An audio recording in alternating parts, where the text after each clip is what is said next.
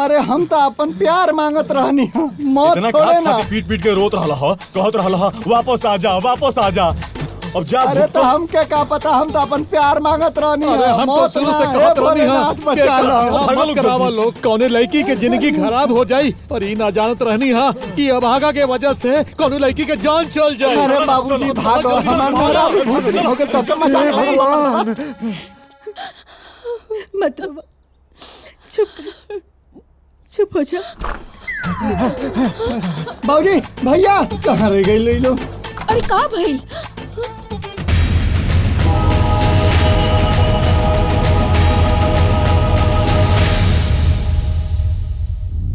अरे कैसन बाप है रउआ अपन बेटी के जिंदा देख के खुश होके के चाही, और रउआ डेरा के भागा ही नहीं है।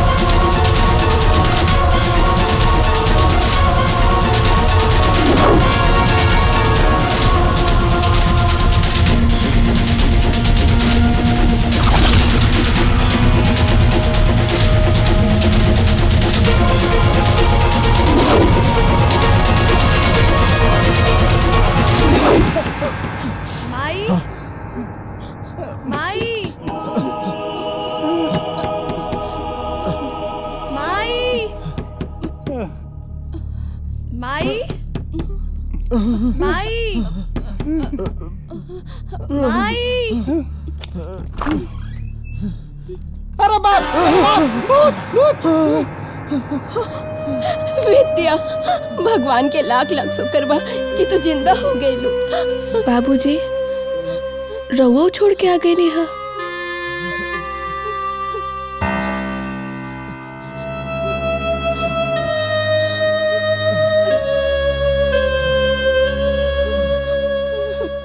रक्षा करिए भोलेनाथ।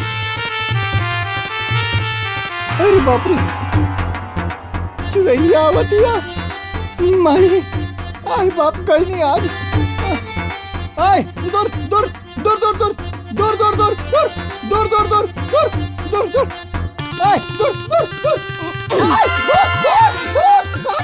अरे अरे का भाई दामाद जी?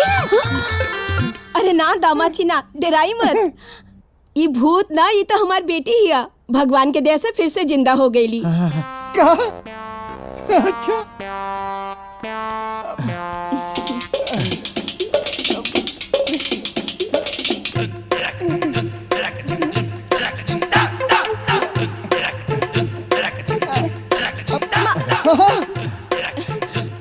अरे तुम जिंदा हो गई। माई ये हमरा के फिर से छू देले। विद्या तो के छुए के अधिकार थी, तोहार मांग भर के पाले ले बाड़े। मांग?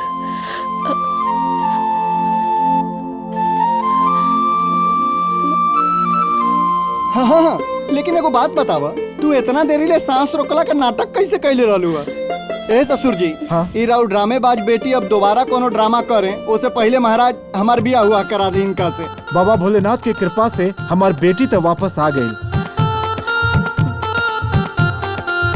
अब भोलेनाथ के मंदिरे में हम तनी दोनों लोग के बियाह करा देता नहीं।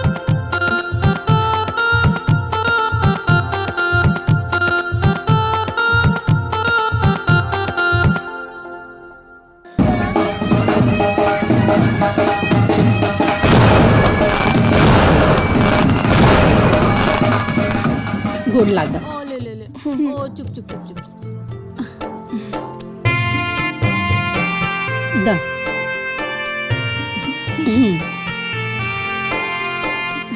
9वें महीना हमरा पोता चाहिए। कन्या तो बड़ी सुंदर बाड़ी। तो कहा हमार भैया कम सुंदर बाड़े का? दुल्हन ताके खाए में क्या पसंद बा? दूध जलेबी।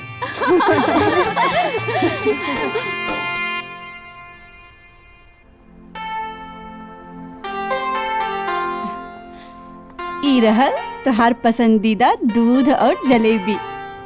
दुल्हन ई दूध जलेबी बा, तू खा लिया और देवर जी की भी खिला दी है। ना ना हम दो जलेबी ना खाई। ओकरा के देख के हमरा माथा में दर्द होला। अब भाई तो कुछ देर पहले कहले रहली कि दूध जलेबी पसंद बा। ई का कहो तड़ी समझे नहीं क्या कुछ। ये दूध जलेबी कहले रहली कि कुछ और। जाई रौरा इंतजार होता, लेकिन थोड़ा संभालिए के लागत बा पानी में गिरला से दिमाग पे असर हो गइल बा। कबो कुछ तो कबो कुछ बतियावत तड़ी।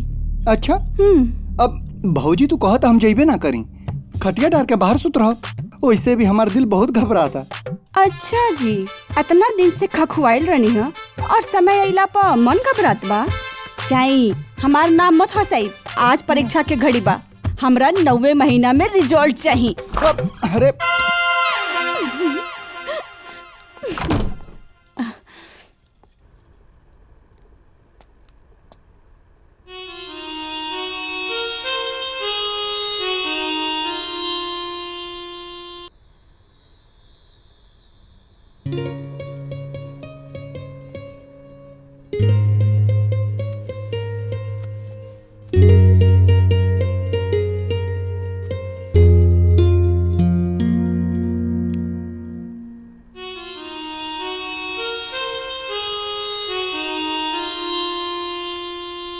आज से हमनी के जिंदगी के नया शुरुआत होता।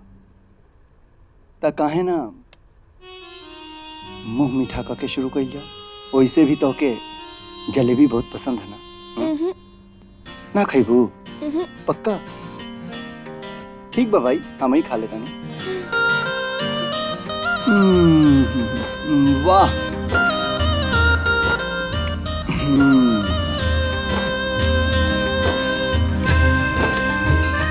चलो जल्दी से दूध पी लो, देही में जान आ जाए। दूध हो ना पियबू? ठीक बा, हम ही पी लेता नहीं।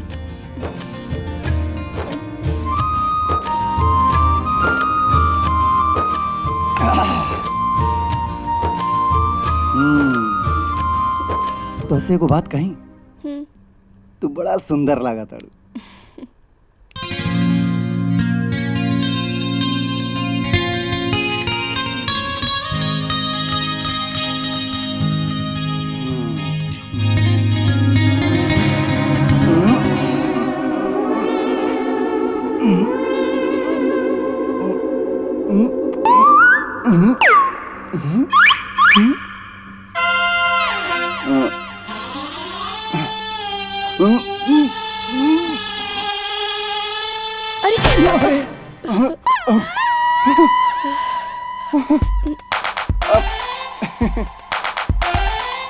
का भइल?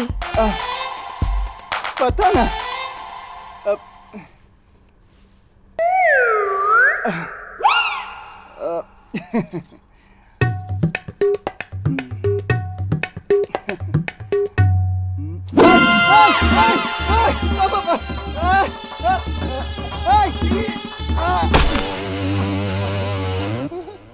का होता? का भइल? अरे बतावा ना।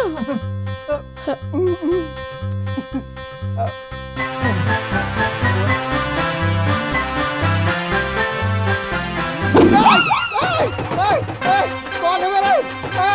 अरे पापा बेटा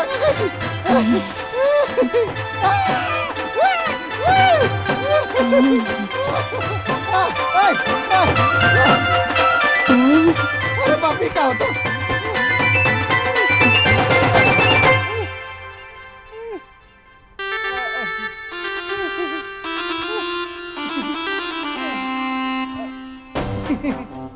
आई आई ना। आता नहीं।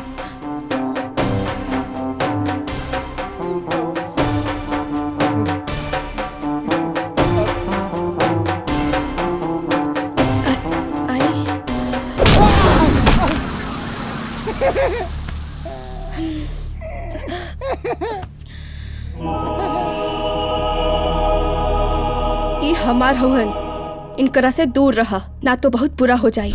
ई हमरो होंगे, काहे से कि इनका सबसे पहले प्यार हमसे भइल रहे। पर देह तो हमार रहे ना। पर तू शायद ये बात भुला तारू कि ई देह पर हमार भी अधिकार बा। काहे से कि जब वो अपन खून से मांग भर ले उस समय देह में हमार आत्मा रहे। पूरा फिल्म देखे खातिर अभी डाउनलोड करी दंगल प्ले ऐप।